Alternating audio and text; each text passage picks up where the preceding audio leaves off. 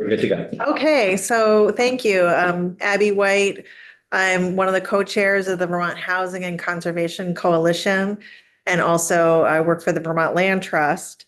So thank you for the opportunity to come and speak with you today about the work of the coalition. We are a coalition that is almost 40 years old, that consists of roughly 50 organizations throughout the state that focus on land conservation and affordable housing and historic preservation. And these are the organizations that put the VHCB dollars to work in communities all over the state. We're here to talk to you today about how those VHCB dollars are protecting farmland and also helping farms thrive.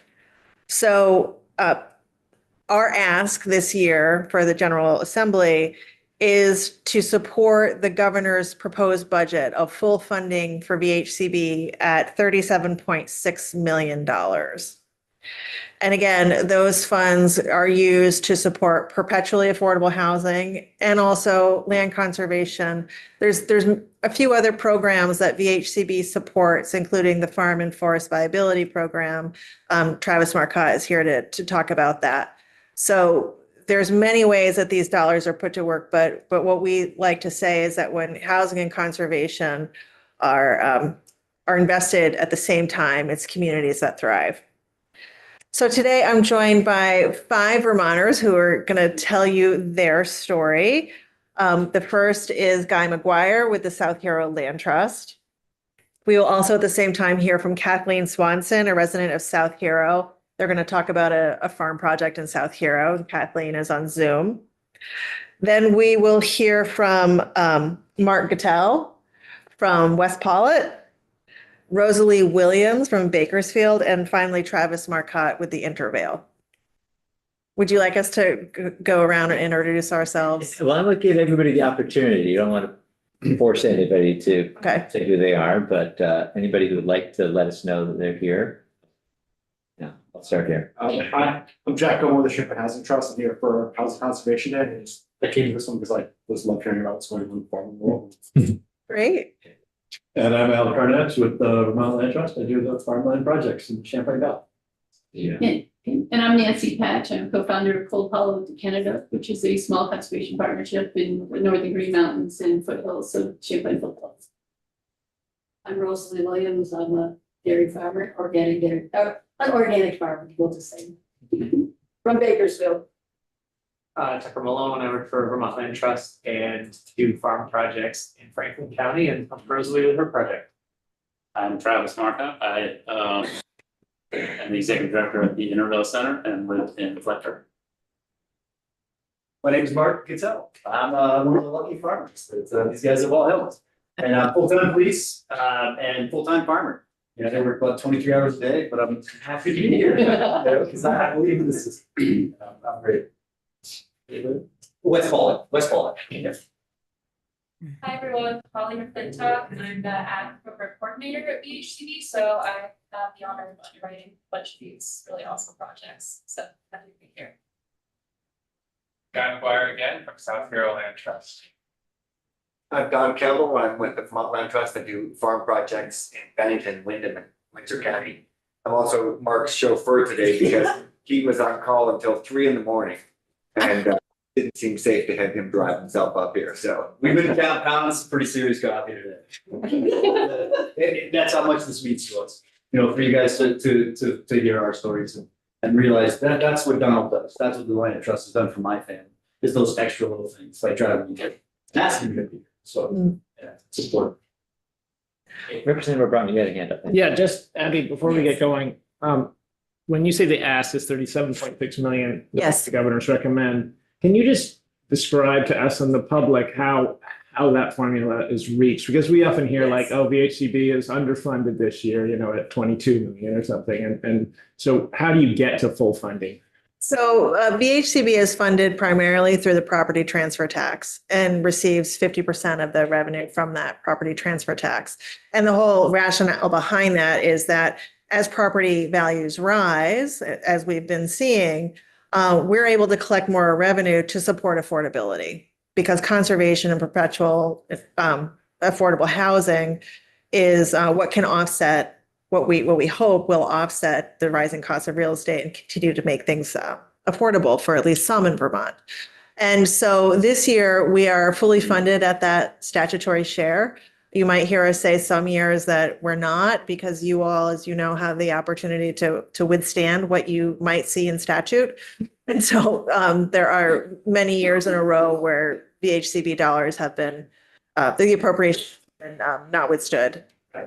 Yes, You had at least, so it was not withstood, right? This correct. It year- was withstood. It was withstood. Yeah.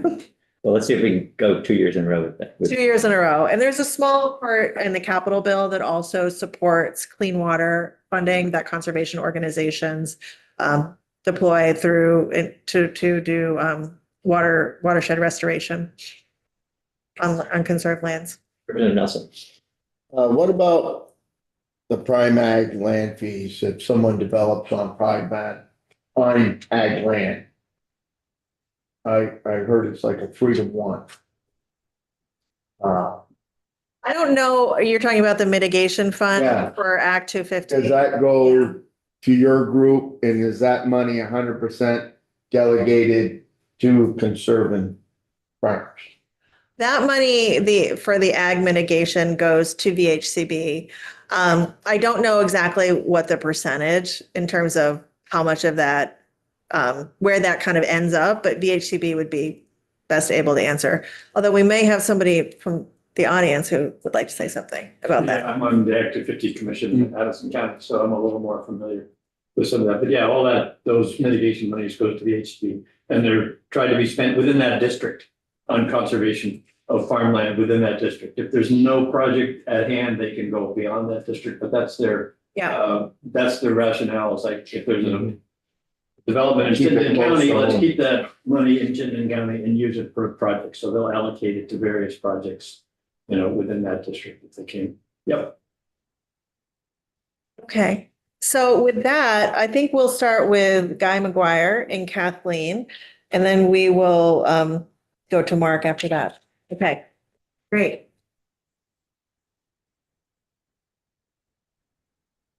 You're up. Hi,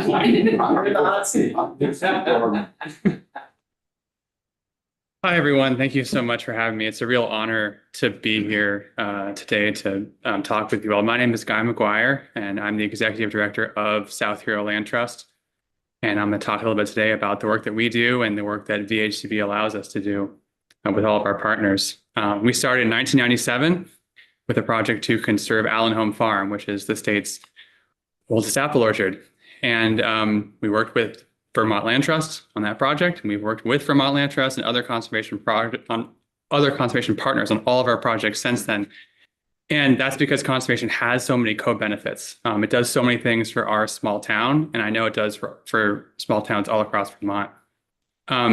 Since 1997, we've conserved about 2,000 acres of land. We've protected about a mile of shoreline, built a couple miles of trails, and we've done it as one of the tools in our toolbox to do farm to school education, to get kids out on farms. We also do farm viability work, including we help start the farmers market, because, and so conservation for us is one of those tools, and we wouldn't do it if it didn't help our community.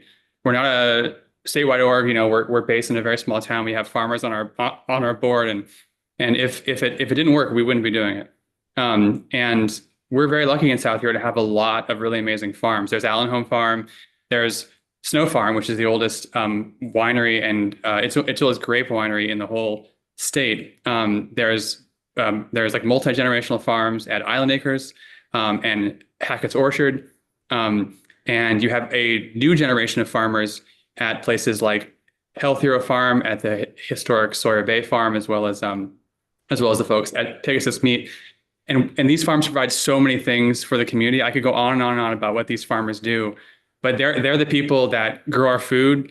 They hold the gathering spaces. They're where people go out to meet people, to talk to people. We don't have a lot of other gathering spaces in these small towns, and so the farmers are oftentimes that place. They grow food and they sell as much as they can. They donate the rest to local food shelves. So our local farms are supporting food security in the area. They're providing jobs. They're helping the economy of these rural areas. I mean, they are the lifeblood of small towns. I'm sure I don't need to tell you guys this. And one of the things about all those conserved farms that I mentioned that they all have in common is that they're all conserved. And so we've been really fortunate to work with our partners at Vermont Land Trust and with funding from the Vermont Housing and Conservation Board on all of those projects. And one thing I'd like to mention that's, I think, really important is that it's not just Vermont Housing and Conservation dollars. Like, it's not just the VHCB board money that pays for 100% of these projects. It's almost like seed money that we then match with local fundraising dollars. We're able to then bring in federal money. And so that is such a leverage in terms of how much money we're bringing into the state to be able to do these projects. VHCB is a really huge part of that. And so I'd also like just to mention that my office is right across the street from the Bayview Senior Housing Center, and which was a VHCB funded project that Cathedral Square did. And it was the first housing project, senior housing project in like over 16 years in our area. And so housing and conservation can go together. When we conserve the areas that need to be conserved, the really important farmland, and we build houses where houses need to be. And so we're so fortunate to have that partnership that we get to work together. And I see it every day in what it brings to our town. And I want to thank all of you for helping support this work in the past. It does so much, and I see the benefits of it every single day. And right now, in this past year, we worked with the Goulet families and the Swanson families to conserve 195 acres in South Hero. There was about 90 acres that came up for sale. And when you hear Guy Goulet talk about it, he's like, this was a make or break situation. If we lost this 90 acres, that would be the end of farming for us. We wouldn't be able to have a viable business without this land base. And so it was kind of like Hail Mary time. And they reached out to Al and they reached out to us, and we worked together to see if conservation would work. We have farmers on our board, and so they had been through conservation before. So they talked to Guy and told him, what it was going to look like, what he's going to have to go through, what are the pros and cons to conservation. And thankfully, we're able to raise some money and work with these two families to conserve this farm. It's the only commercial vegetable operation in South Hero. They have a really booming farm stand. They serve over 100 people a day during the high season. And they have events on the farm, so it's a gathering space. And so the importance of this farm for our town can't be understated, can't be overstated. And so that funding from VHCB was critical to making that project happen. And I know that same story is happening in towns all across Vermont. So I just want to thank you all again for your past support of fully funding the Vermont Housing and Conservation Board, and hope that you'll continue to support this work going forward. Thank you. Go ahead, Representative Nelson. Thank you. You have some great projects up there in the islands. I'm aware of some of them. Have you partnered with the Nature Conservancy, Vermont Fish and Wildlife, the Vermont Waterfowl Fund, Duck Stamp Fund? Have you partnered with those people as well on some of your shoreline purchases? Yeah, leveraging more of your dollars. Right. Yeah. So we have partnered with Trust for Public Land and the Nature Conservancy, other groups on some of our projects that are more for instance, the Landon Farm, which now has Pegasus Meats, was split into two, and half of it became Round Pond State Park. So it was a really great project where there was a huge wildlife benefit to it, as well as a really huge farming benefit. And it made sense to protect this area for outdoor recreation, like hunting, fishing, hiking, and this area over here was a great farmland. So yeah, it does leverage dollars. Our colleagues at the Lake Champlain Land Trust are the ones that do a lot more of that than us. They are more ecosystem focused, more water quality focused. But we do also do water quality projects too with willing landowners, and we use the Clean Water Service Providers money, which is EPA money. So we do bring a lot of federal dollars to the area that we can help match with local funds. Yeah. Cool. Kathleen, did you want to? I'll just chime in. So the role of our family was that two parcels came on the market, the 90-acre parcel, which was formerly of the Boyle Farm, the Bergeron property, and then a 30-acre parcel came up a few months later because it was in probate. Our role was buying it. We did some creative financing to do that, to buffer. Then we worked immediately. We drove over to Guy and Lori Goulet's and said, we're going to buy this, and we want you to buy some of the property. and in hopes that we will conserve it together. And that was almost 5 years ago. It'll be 5 years ago in April that we put this all together. So that was the role our family played, and it was a big leap of faith on both sides. We ended up, selling 37 acres to the Goulettes early on because that made his farm more competitive in the VHCB funding process. So he had more contiguous acres, not knowing that we were going to get funded. At any turn, it felt like it wasn't going to happen. It's a very onerous, and it should be, process. And we survived. And here we are now with this functioning, economically viable farm. And it's got 3 generations, and we work very closely because he farms the land that we've conserved.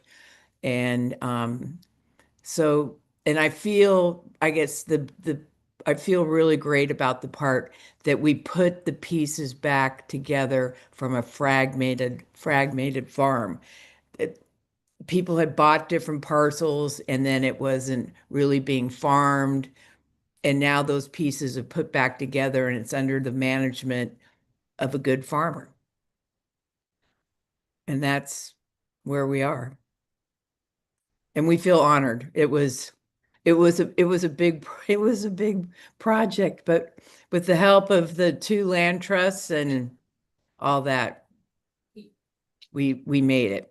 And with the help of VHCB, none of this would be happening. It was able for the Goulettes to get some equity out of their farm to invest in their project, in their farming business and thriving business, and that we can keep it a working landscape in South Hero, Vermont. Thank you. Thank you, Kathleen. Thank you both for sharing that story. And I don't know whether the committee had any other questions about that project or. I'll save mine for a little later. Okay. Good. And who's next then? Stuck with me now. It's the hot seat. I just want to say my name is Mark Gattell. Before I start, just thank you. This is an honor to be in this building. I was in this building lucky enough 15 years ago for something else, and I never forgot the feeling and always wondered if I'd ever be back. And to be in front of you all for something that's this important, I just want you to know I respect you all so much, and thank you for this opportunity. So I'm a farmer. I'm a full-time sheriff's deputy, but I'm a farmer. And I'm a farmer because of everyone here today. My wife and I looked for a farm to purchase forever. And we had a small farm in Benson, and we wanted to move forward. We wanted to have a productive farm, an actual farm. We could show our children that we could make a living. And it was tough. We couldn't find anything we could afford on, a cop's salary is not that great, right? So we searched, and we found this blueberry farm in West Paulet, Vermont, and it was completely out of our reach, completely. We had no business buying it, but we did anyway. I'm pretty stubborn, and my wife is too. And we, piggybacking on Kathleen, we did some seriously creative financing to jump onto this. I fought tooth and nail. This property is zoned commercial, residential, industrial, and agricultural. So we were up against 4 other commercial offers. They were going to develop this land. It's 100 acres, 101 actually. Beautiful property, prime farmland. There is some forest. We're surrounded by slate, 100% surrounded by, hence the industrial. Yes. Is this Rutland or Bennington County? It's Rutland County. So we're just north of Bennington County, right on the south end of Rutland County. Yeah, it's right on that line. But we are Rutland County. Yeah, the Meadowy Valley and we picked this valley for a reason. It's beautiful, and the soil is amazing. I know we had a presentation earlier about the soil, and really amazing soil in this area. So we wanted this place pretty badly, and we went up against the commercial offers, I tell the story. I talked to that realtor for 30 days every single day. I called her. I said, "Hey, it's Mark from Kinder Way. Just thought I'd put a name with the phone number again, every single day." And then communication stopped, obviously. Maybe some harassment charges, I don't know, but 30 days later, we received a phone call from the realtor. He said, "Do you still want it?" And I said, "We'll take it." He said, "Well, don't you want to look at it yet?" And I said, "No, we'll take it. I'm good. I've been researching this farm forever." And little did she know, I was there every night. My wife and I would every night for 30 days, we would drive to the farm after everybody was gone. And we would, so there was, the woman had passed away. They had a memorial banner on the farm stand, and I would talk to it every night. And I said, "Iva, I know you don't know me, but we want to farm this land." And it sounds so crazy, but we meant it. Because I know what agriculture means to this state and to the young people in this state. Being in law enforcement, I see so many misplaced young adults that need something to grasp onto, and agriculture is so important. Anyway, we ended up, we bought the farm, took everything I had financially. I'll just be honest with you, I had a $4,000 a month mortgage that I could not afford, right? Day one of blueberry season, which was 3 days after we closed, I met that guy right there. Donald Campbell came to my farm stand, and I'd heard about him. I also purchased this farm knowing that I was going to get into a program with the Vermont Land Trust and the housing coalition. I had heard about it, and I said, this is what this farm needs, is conservation. So I don't know if I willed him to come to the stand, but he showed up, and I didn't know who you were. And I saw him amongst all these people, and I said, he introduced himself. He said, "My name's Donald Campbell." And I said, "I've been waiting for you." And I said, "I'm in." And he didn't even give me he didn't even sell it. I said, "I'm in." And we've been partners ever since. And I will tell you, this is a difficult journey. I had an idea that this was going to be quick, and I was going to be saved, and we were going to make a living on the farm. 2.5 years later, I ran out of money. I'm going to be honest with you. My wife and I, we were done. We had expended everything we had. We'd sold everything that we had for 2.5 years. I lived on ramen and blueberries, right? The whole family did. And we cut every corner we could to stay alive because we believed in what we were doing. And October 31st, we closed. I had not much left to my name. And that closing was lucrative enough to make my $4,000 a month monthly payment to my mortgage company $850. And that made all the difference. And I know we talk about money and why is it money? Money was extremely important to us as my family. That difference of $3,200 a month was our living, and the farm at that point was making we were netting about $30,000 a year in blueberries, not even close to paying the mortgage, right? So, long story short, without the Vermont Land Trust or the Vermont Housing Coalition, we wouldn't be farming, and that farm would not be a farm. It would be a storage facility, and that's what it was proposed to be. And that blueberry farm, they're 45-year-old bushes. That has been in operation as a U-Pick berry farm for 45 years. Generations have come there. I've talked to hundreds of people in the last 2.5 years of how they grew up there. They picked there when they were a kid, or they went there with their grandmother, and now they bring their grandkids to this farm and they pick blueberries. To me, that's powerful, right? Because that's how we're going to get people back into agriculture, is get that connection and that family connection and that land connection and the agriculture connection. I live right on the New York border, and I petitioned because I didn't have a Welcome to Vermont sign. I couldn't believe it. So when people enter my farm, they come pick blueberries and they said, "Oh, these berries, I just wish they were Vermont berries."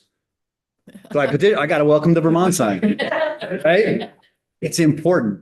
People will travel to experience the Vermont agriculture, not just the tourism part of it. I was snowed for a long time too. I thought we were just skiing and, come maple syrup, but it's agriculture, and we're committed. We're committed at my farm, and we're committed with these guys. And I am indebted every day and grateful to you guys for allowing this budget, for these organizations to allow a guy like me to live a dream and pass it on to my children. And even if my kids don't want, I have 4 children. My youngest is 8. We talked about this earlier, where 3 of my kids have their own lives. They're doing their things. My 8-year-old, he's my guy, right? Like, he's going to run the farm. But even if he doesn't, with the way this is designed and this organization and this conservation of this farm, even when I'm gone and my kids don't want it anymore, it still remains a farm. And we can still have a young family move in and afford a $380,000 farm that makes $60,000 a year right out the bat. And to me, that's what this program is about. And that's why I'm here today. And that's why I'm so passionate. As you can see, I'm passionate, but I'm very passionate about this because we need this in Vermont. We have to get families back into these farms and create the generational farming ourselves. And anyway, I could go on, but I really appreciate you. Representative Lipsky. Yeah, Mark, thank you for your testimony. When you first sat down and talked about the first time you came in the State House, one of your neighbors is not a constituent of mine, but a friend, Gabe Rousseau. He's a timber harvester. Yep. In Pollen. And he came to visit with the governor and with our committee. He came up here, and I get texts from him for the last year how he still hasn't recovered emotionally. It's powerful. How powerful it is. I said, that's why most of us are here. It's true. It just reeks of responsibility and history and Vermont. So I really got what you were saying. Thank you. But you brought up the legacy farming, and with Donald here, this question may go beyond you, but we deal with the notion with other bills that care for permanent conservation, 30 by 30 and 50 by 50, which originally left out farmland, ranch land, et cetera, cropland. But is a conservation easement on your property or other Vermont land trusts? I know because I've actively managed some woodlots that are under a conservation easement of Vermont Land Trust. Are they considered as permanently, quote, conserved land in that formula for the 30 by 30? I think that's right, Abby. You've been closer to the negotiations on that. I know they're permanently conserved, but I'm not quite sure where they've landed on the It formula. does count. So you're asking about the. Land trust Yeah, lands that are. Yes, have any lands that are conservation permanently conserved with a conservation easement do count towards the inventory of where we are with our conserved land base in Vermont. I think we're around like 27,000 acres. That was a big selling point for me. Well, that's permanent. I love that word. Important. It's very important. And like I said, I'm only here for a short time, right? My kids are only here for a short time, but that word permanent, we talked about it in the other room. It's important, right? And we have to make sure that does not become a storage facility, right? We need farmland. And that word permanent, thank you for bringing that up, because it sold me. It sold me. Yeah, just anecdotally, I was a bunch of my friends unloaded a cattle trailer in West Pollitt back in 1976, and we rode horses all up over Meadowy Valley, man. Danby, Yeah. Four Corners, up It's over beautiful, man. Glee. Yeah. Mount I would have loved to have been with you. all the way to the Connecticut River. We raised them. We got put up here. I love it. That was It's special. And if we don't keep it special, where are we? Right. And how do we tell those stories? And you can go there today and you can see the same mountains and you say, yeah, I was there. Right. So I think that's the fine line we have to travel. And yeah, thank you for mentioning it. It is a beautiful area that we fought very, very hard to be there, and it's worth every minute. And we've talked about the agricultural value, but that Slate Valley is one of the most unique and tiniest geological formations in North America. So you need to understand, for colored slate for roofing, the English there, it is a Colored slate capital of the world. You got it. Yeah, it is. Yeah. Representative Bartholomew has got a question. Yes, sir. Thank you for your passion in that story. I'm just curious, when you acquired the property, how did you manage to compete against the industrial commercial? You know, I'm gonna be honest with you. I'm gonna have to go spiritual on that because they're really, on paper, I'm a bad investment, my friend. Like, yeah. And I do believe that. Yeah, exactly. I was a dairyman back 20 years ago. Yes. But I account it to my wife. My wife is extremely powerful in her mind. And she was dead set that we were going to live there and we were going to be blueberry farmers. And having the conversations with that picture of Iva Liebig after her passing, I believe it mattered. I still live in that house with all Iva's things. We bought it furnished, unseen, actually. I said, I'll take it all. I use her dishes. We have her strawberry plates. I talk to Iva. I sit in her chair and sit by her fireplace. I absolutely believe that had something to do with it. Yeah. Yeah. Thank you for asking. Thank you. Is that a puzzle? Yeah, when you were describing your story, you talked about how you were just about going under and your mortgage was $4,000 a month.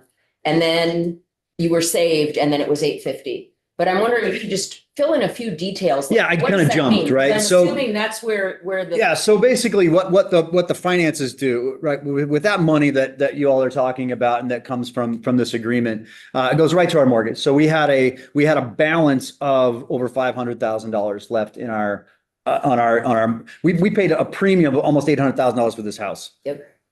For a farm. That makes $30,000 a year at that point. 100 acres. You feel me? Like I'm a bad investment guy, right? Paid industrial price. Absolutely. Absolutely. So once that was done, when Donald and I talked, we had numbers in mind. And I will tell you, I didn't argue with Donald at all. I actually told him, I said, give me more conservation. I'll sign anywhere. Yeah. Give me more deductibles. Give me more. Like, I want this program to be an example of how we can show that we can save this farm, be lucrative, but actually bail me out. Right. So what it does was there at closing, it was almost a $400,000 check. And that went right to my Bank of Burlington and went right towards the mortgage. So we refied at that point for a $109,000 loan, went down to $850 a month, which is affordable for us. And we can farm. And then all of your land is under conservation or some percentage of it? We have like the little piece around us, right? Like the house, it's all part of the conservation. So Yeah. it's complex. Yeah. And there's the future farm labor house right. So there's the ability to build future farm labor housing if it's needed. Yeah. So Which is something Donald talked to me about, which is great. See, I wouldn't have even thought of that. But in the blueberry business, we talked earlier, Greg, right? There's 5,000 bushes that you have to pick by hand. Yeah. And it's my wife and I, and it's really tough. So is farm labor in the future? Absolutely, if we can justify it. And the farm labor housing is incentive, but with permission. And he wrote that in. And so there's all these things that I didn't even know about because I was wanting the most money, right? Because that's where my thought process was. But having this organization and having Donald step me through the process was a great addition. And for our future, it will help immensely. Yeah. Yeah. The guidance was it's more than just the money. I don't want to focus on that, but when I say bailed me out, the money bailed me out. But Donald he just made it better. He made the farm better and he made us able to farm. You know, it's a big deal right now to be able to farm and be successful. You know, you're familiar. Yeah. You want? I think you need a round of applause. Thank you. The applause goes to you guys. And it's the building. Thank you, guys. Thank you. Thank you. Thanks, Barry. Is Rosalie on? I can follow. You can tell I work with kids. My name's Rosalie Williams, and I am a farmer. I grew up in Bakersfield. Been there for almost 70 years. And I was about to, well, let me back up. Listening to him talk about his story, it reminded me of a story of my own. I grew up in a community where, you know, there used to be a lot of farms, but now there isn't, in Bakersfield. But I grew up in the mountains of Cold Hollow. And, when my son joined the military, Lance Corporal Lucas James Williams, he said to me, he says, "Mom, do you know what you could do with this farm?" And I go, "Sell it?" And he goes, "No." He says, "When I get out of the military, I want to bring some of my brothers and sisters." Making a long story a little shorter, a farm where I am, I've been there, well, I grew up on the other farm, and then I moved to to a farm about 2 miles away. And I gave my old farm to my daughter for $10, because it was given to me through growing up on the farm.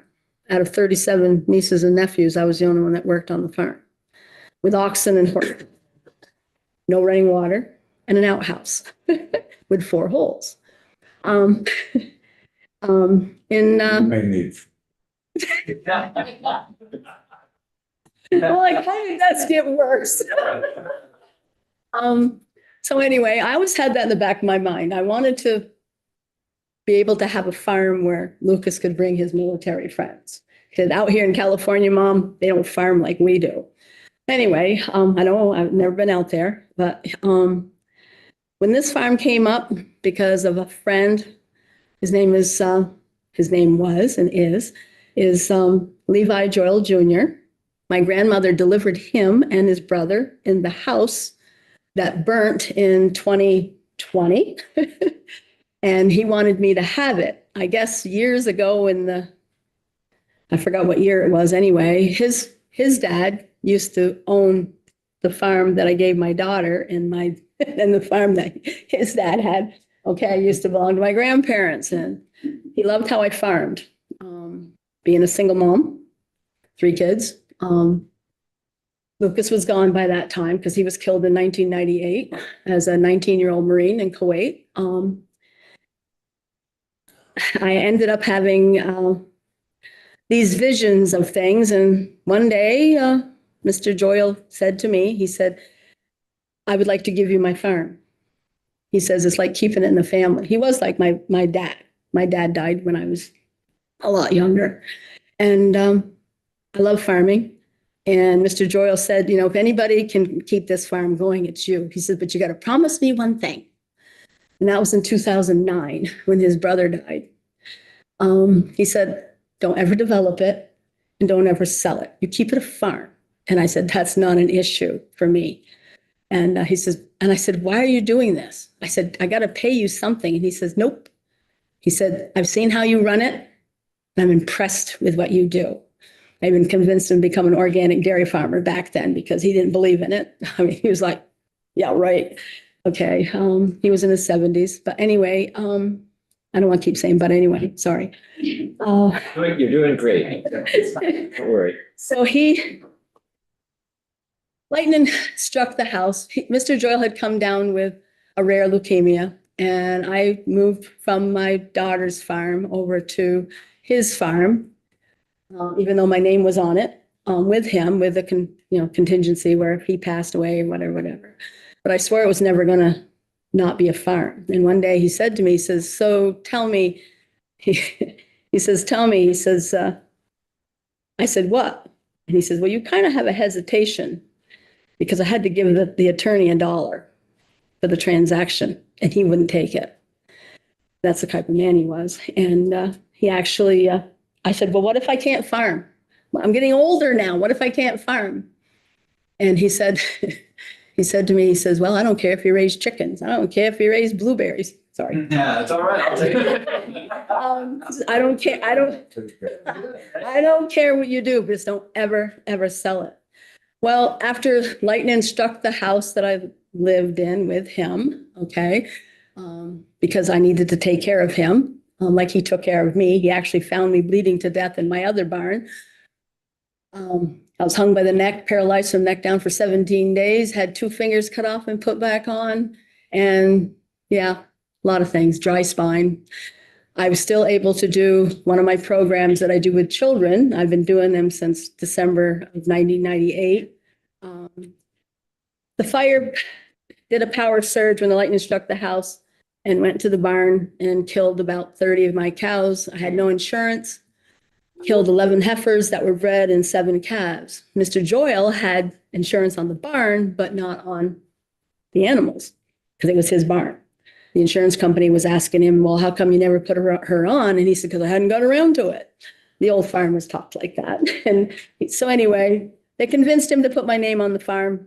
I mean, on the farm policy. What ended up happening was the insurance company dropped me because they said I had too many claims, and I'd never been on the policy. But anyway, so what ended up happening was I ended up having to sell the last of my herd.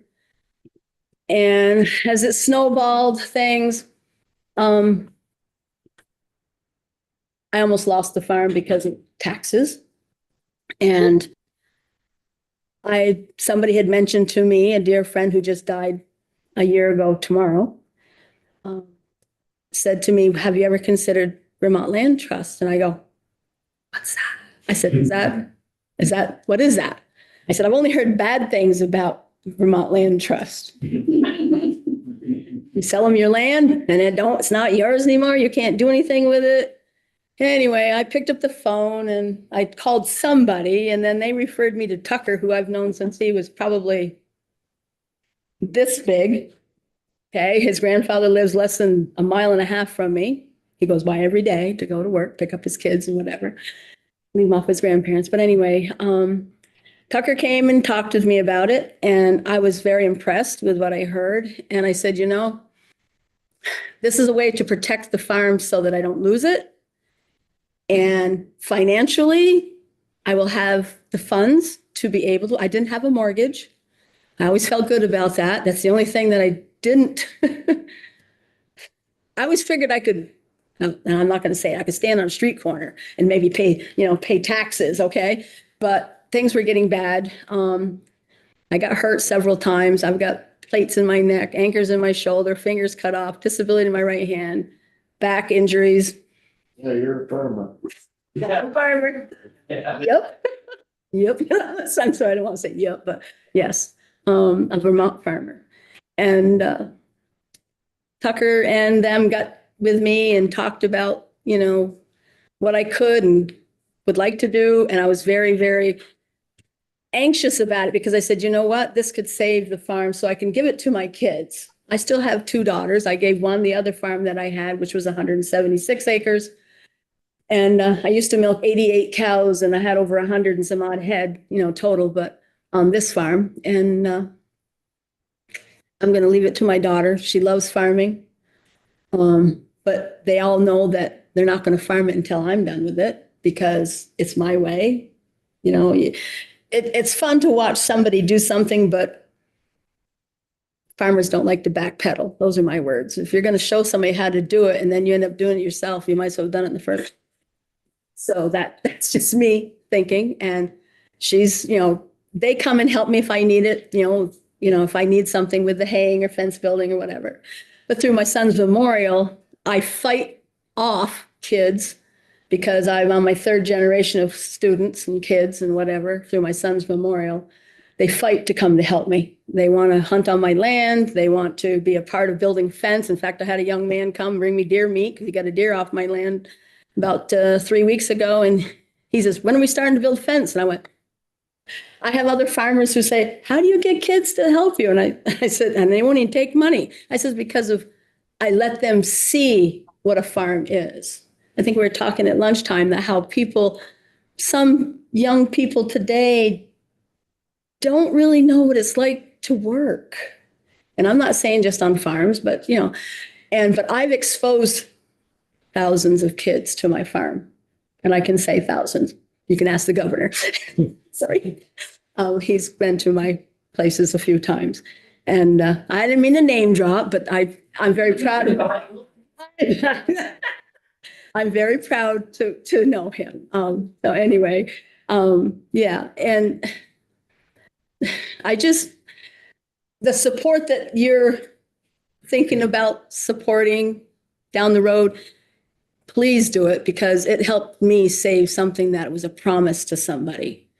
And it helped me to give something to another generation. And it's a program that needs to be supported by everybody. Whether it's blueberries or quail or chickens, turkeys, chickens, grass, anything, it's very important to the state of Vermont. Thank you. Rosalie, thank you. And it can be hard for anyone to come into, we were talking about, coming into the building, coming into the committee room and sitting down at the table and then sharing a story, personal story. So thank you. Yeah, thank you. Those are mine. Coming right back. That's right. You have any questions? And I'm going to say it. I'm proud of my son. He died serving his country. He died in Kuwait as a 19-year-old Marine. He wasn't even in there a year. And I got a nice letter from the Crown Prince of Kuwait, one of them. And I do his programs in his memory. And I have since May of 1999. I work with thousands of kids, from teaching them how to handle firearms for hunters education. I've graduated over 3,000 kids.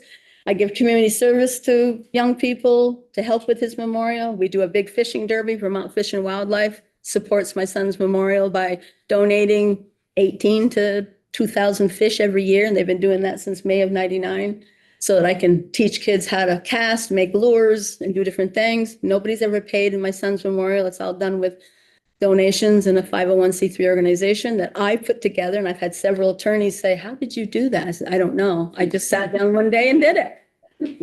And I've had people ask me, I would like to do something in my mom's memory. And I said, I can't even tell you how I did it. I'm serious. But yes, we do a haunted forest. We do day camps. Last year and the year before, I had over 700 kids. And I've had people say, how do you do that and run a farm? And I said, it just works out. I'm done chores by 11. I got the kids there for, 10:30 or so until 3:00 in the afternoon, but ljwmemorial.org, sorry. That's my plug. And I'm keeping the wish so that my son, if in fact there's 4 or 5 Marines who are going to come to Vermont and they're going to still see that farm.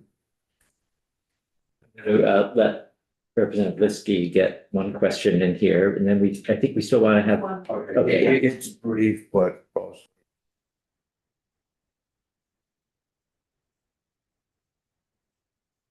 We in this body serve with another gold star parent like you, so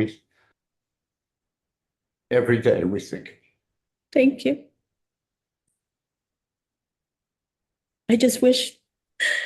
I hope that his Marine brothers will be able to come before I'm not farming anymore. It's going to be passed on to a farmer, which is a sister, but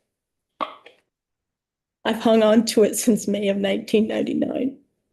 That thought that his friends are going to be able to see. Sorry, I'm sorry. So that's amazing. You're made that. What you're doing for your community is outstanding. Your son is extremely proud. Thank you. Thank you. Thank you. Yeah.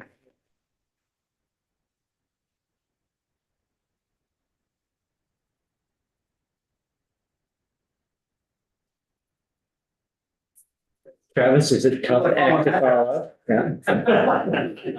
So just so you know, I've never seen applause in a committee room in 6 years of service, so congratulations to you too. Sitting with tissues go around. So many cheers either. I told you this building's powerful, didn't I?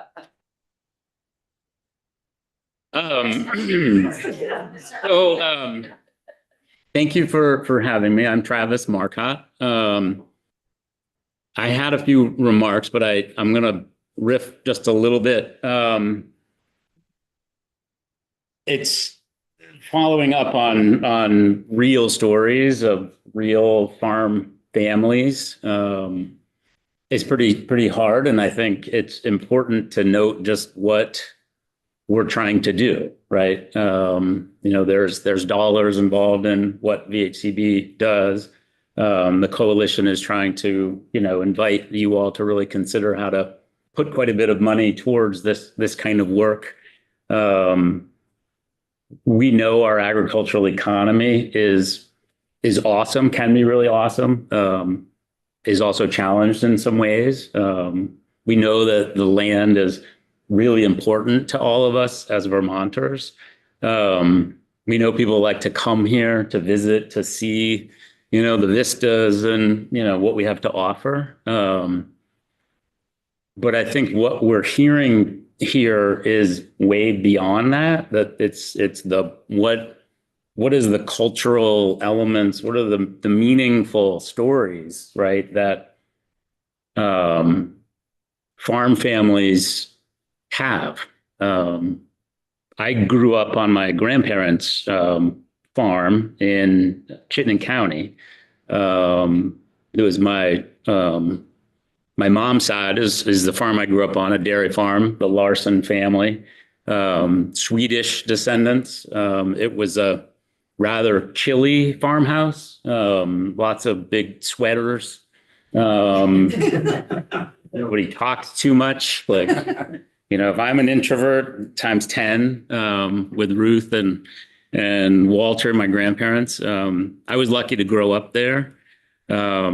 I also was lucky to also spend time on my Mama and Pepe's farm on the other side of town, the Marcotte family, French Canadians, and they had the dairy farm on the east side of town, and my mom's family had a dairy farm on the west side of town, and in Charlotte. And this was in the late 30s. Charlotte was a agrarian community, very few stop signs, quite different now. And then my aunt and uncle, Doris and Mike Claflin, had another farm sort of from Mount Philo down over Route 7 towards Lake Champlain.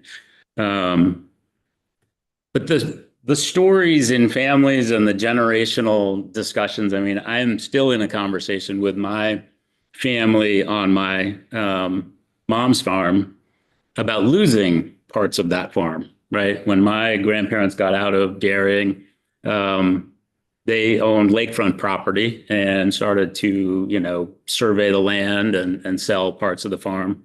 As generations transitioned, the dairy barn was sold. And so then the farm became sort of split in half. And I'm still the farm manager of sort of two parts of this farm. So I just want to, I'm trained more as a agricultural economist. I think about the value of what agriculture brings to Vermont. We feed people, it makes money for people. But the stories we've heard are really deep, and what we're trying to do in Vermont is that too, times 10. I run the Intervale Center, and we have been working with Vermont Housing Conservation Board for over 20 years, the entire time that I've been at the Intervale Center, in partnership in the Vermont Farm and Forest Viability Program. So I was sort of invited here because of that business planning work that we do with farms all over the state of Vermont. And so, we've worked very closely with VHCB, with all of the directors, to now working with Liz, and I think as a member of the Housing and Conservation Coalition, as a Vermonter that lives in Franklin County, and as a kid who grew up on a farm, I really respectfully ask you to support the funding of Vermont Housing Conservation Board at its full statutory share of $37.6 million. We now have worked with somewhere close to 1,000 farms around Vermont, small farms, bigger farms, livestock operations, vegetable farms. At the kitchen table, our whole model is to really roll sleeves up, meet farmers where they are. And we specialize in helping figure out sort of what is it about the farm management that you want to work on? What is it about the financial sort of situation that you might want to work on? Are you looking to buy land, grow the farm, figure out how to, get healthcare? So we will approach a farm family, where they are. And of those 1,000 or so farms, probably, 40 to 50% of those business plan projects are receiving some sort of funding through the Vermont Farm and Forest Viability Program. So we work as a service contractor, essentially. We now have 4 business planners around the state of Vermont, and we work with around 130 farms a year now and going forward. We also manage something called Vermont Land Link, which is sort of it's almost like a dating service for land seekers and land owners. So it could be an emerging farmer that wants to gain access to land, and a landowner, might have a profile on this website and says, I've got 50 acres, how do I get access? That sort of match gets made, and then we can provide support to sort of help that come together. We work very closely with land trusts in Vermont, namely Vermont Land Trust. We have a very, very close working relationship. I would say we're often in kind of the partnership conversation where the business plan needs to be sort of figured out and how the financing packages might get stacked together. And VLT is really instrumental in the conservation deal and sort of really putting that together. We have had people from around the world come and visit, and they'll often learn about what we're doing and almost see like this seamless family of like co-conspirators that are like supporting farmers. We're doing business planning, we're doing land conservation. And they're like, how do you guys all in Vermont, just work so well together? This is a really, really important sort of family that is working in Vermont to support farms. I also just wanted to share, sort of like what happens when you do business technical assistance with farms. And, we've heard some good examples here. Really we're talking about strengthening financial management, coming out as a stronger business manager for anything from a general store, to a farm is critically important to the success. We see, and you've probably had testimony from VHCB and the Farm and Forest Viability Program, we're seeing increased profitability. We see farms that are adding jobs. We're seeing gross sales go up. We're also, I think, seeing farms that are able to develop longer term business planning strategies that then allows them to think about things like water quality investments, partnering with Fish and Wildlife to restore a riparian buffer. So you can start to do a little bit longer range planning if you have a little more room in the business. At the end of the day, I think a commitment to what VHCB does broadly, and then more specifically in relationship to farm viability in Vermont, reflects our longstanding commitment to conserving working lands, supporting farm viability, strengthening our food system resiliency. It's a long-term investment in a stronger, more resilient Vermont. And I think this is the part that I want to stress as somebody who's been working on this for 2 decades. This funding supports something that already exists, and I think is a real model for the world and is really successful. The Vermont Farm and Forest Viability Program, is seen as one of the leading edge programs for the nation. We had a hand in creating the National Farm Viability Conference. I don't know if anyone remembers that in Middlebury. That's now something that happens every 2 years around the country. People are looking to this model to really replicate it. We've done training in New Hampshire. We've done training in the Midwest, in Oregon, just around how does this model work. So with that, I think, I'll just share a few names. I mean, every farm has a unique story. There's no way I can share all the stories of the farms that we might work with, but I can share just a few names. We've, as I said, worked with, over 900 farms, and Sweet Cow in West Newbury, Honeyfield in Norwich, Mama Farm in Williston, Champlain Orchard in Shoreham, Maple Winds, Richmond, Maple Mont up in Barnet, Clearfield in Granville, Larson Farm in Wells, Adamsbury Farm in Charlotte, Luna Blue in South Royalton, Freeverse in Chelsea, Pegasus was mentioned earlier in the islands, and on and on. So you're supporting this investment in Vermont, supports these kinds of farm stories times hundreds. So I really thank you very much for having us all here today, and supporting the great work of Vermont Housing Conservation Board. Representative Nelson. There's a new type of new type of farm out there called solar. Do we allow that on our good working soils or not? You mean placing solar panels on farms? Like siting? Yeah. And I'm not talking, big. Yeah, yeah. Do we allow, Vermont allows solar, yeah. Do we encourage solar in the work that we do? It's really where it presents itself. If the landowner has some interest in solar and wants to layer that into the business operations, then, we would look at that and let sort of the state, rules and regulations sort of guide how that works.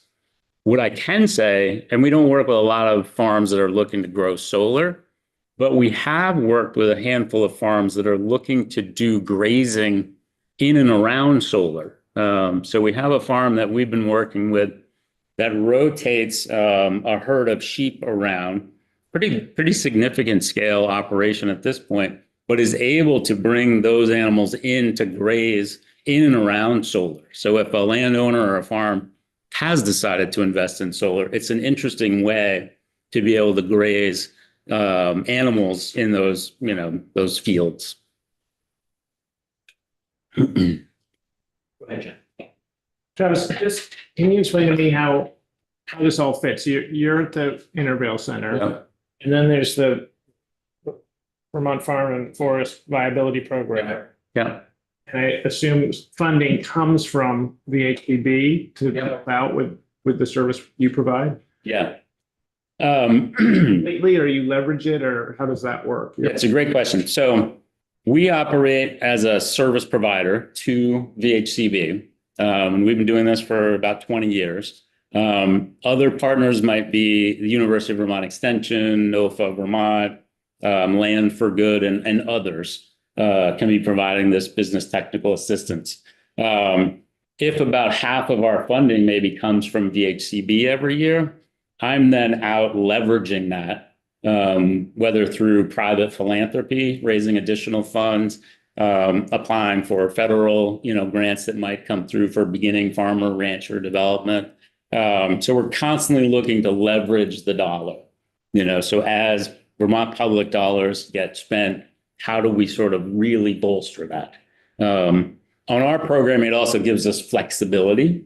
We can have different ways we serve farmers. With VHCB, we've worked for years to help develop all of the business plan guidelines, deliverables, year 2 follow-up analyses. So you're bringing a farmer into like a curriculum, but you may have a farm that, is really just interested in a cash flow analysis. So it's helpful for us to have a mix of revenue sources so that we can provide that flexibility, when a farm does give us a ring and needs something.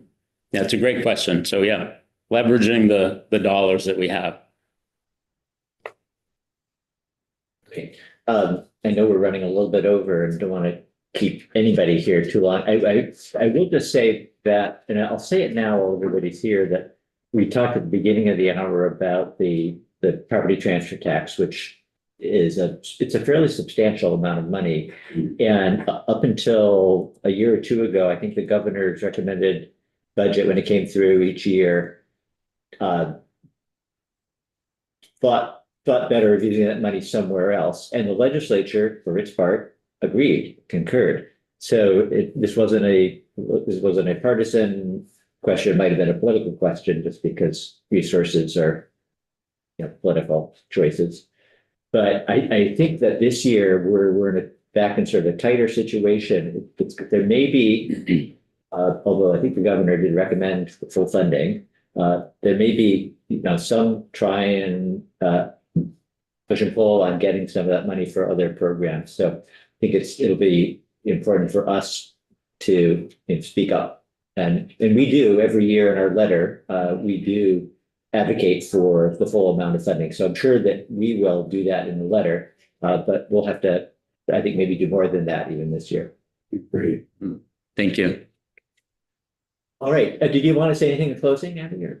No, I'm just really just blown away by all of the testimony today and the conversation that happened around the table. So thank you. This is our last hearing, so it was a really good one to end on. Thank you for your presence. Thank you. Thank you. Right, thank you. All right. Okay. All right. We will